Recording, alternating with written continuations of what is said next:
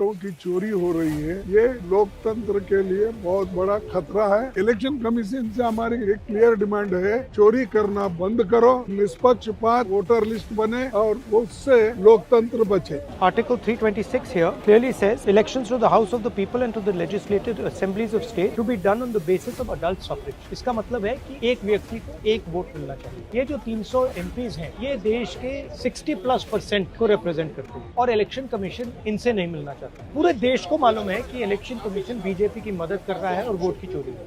दूध का दूध, पानी का पानी, देश के सामने आने की आवश्यकता है। जिन्होंने गलत काम किया है उनको एक्सपोज करने के लिए जो करना होगा वो करें। हक और इंसाफ की लड़ाई लगातार हम लोग लड़ते रहेंगे। कितनी भी बंदिश हो, कितनी भी पाबंदियां हो, लोकतांत्रिक अधिकारों के लिए हमेशा हम लोग लड़ेंगे।